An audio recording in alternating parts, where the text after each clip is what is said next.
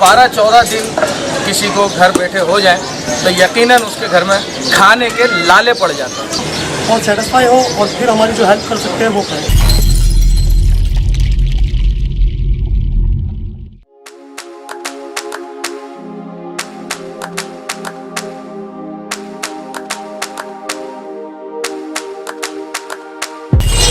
अस्सलाम वालेकुम।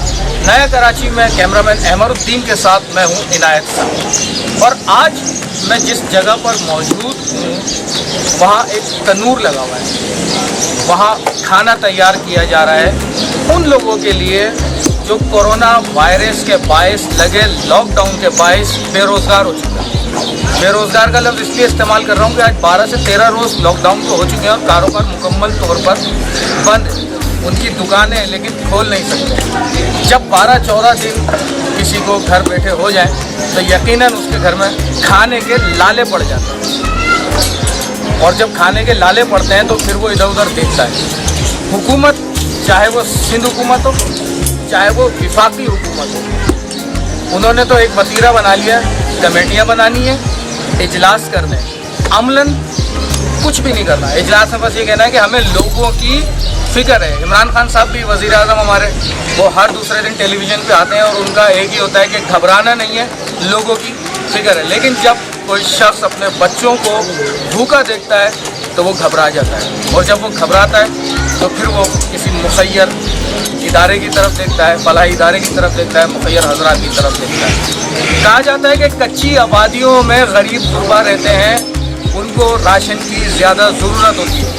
लेकिन न्यू कराची में एक ऐसी कच्ची आबादी भी है जिसने भूखे लोगों का, बेरोज़गार लोगों का बेड़ा उठा लिया है। उनको खाना भी फराहम किया जा रहा है दिन भर में, सुबह भी रात को भी। और उसके लिए यहाँ के इसी कच्ची आबादी में अल मुस्तफ़ा कॉलोनी जो कच्ची आबादी कहलाती है, 5J सेक्टर है, डी के मोड़ से मुत्तसिल है, डी का मोड़ लग जाता है यहाँ, और इसका अगला स्टॉप लगता है सिंधी होटल। ये गरीब लोग, लेकिन इन गरीबों का दिल देखें हुकूमत की तरह इजलासों तक महदूद नहीं है, अमल कर रहे हैं। इन्होंने तंदूर लगा दिया, ये नज़र आ रहा है। इन्होंने किचन बना लिया है, बाकायदा पकवान सेंटर बना लिया है कि लोगों को खाना पकाकर फराहम करें, और इनकी मदद मुखय्यर हज़रात कर रहे हैं। जब नीयत सच्ची हो तो लोग सर पे आ जाते हैं शफ़क़त का हाथ रखने के लिए, मदद के लिए आ जाते हैं। हमारे साथ इस तनूर के चलाने के लिए, इसकी निगरानी करने के लिए, इस किचन की निगरानी करने के लिए मौजूद है मोहम्मद रिहान साहब।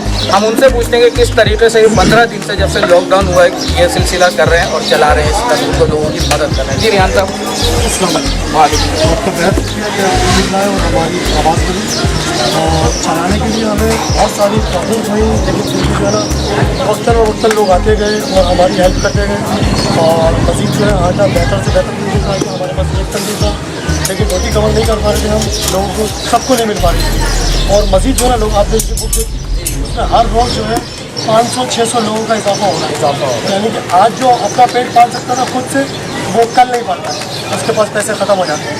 तो लिहाजा आपके लिए रोटी की तादाद बढ़ती चली जा रही है। अब हमारी जो मुखय्यर हज़रात थे वो हमारी हेल्प तो कर रहे हैं, लेकिन जाहिर सी बात है लिमिटेड कर रहे हैं। अब अगर मज़ीद जो है मतलब लोगों की ज़रूरत है, वो आकर हमारा विज़िट करें, देखें क्या कर रहे हैं हम लोग, और सेटिस्फाई हो और फिर हमारी जो हेल्प कर सकते हैं वो करें।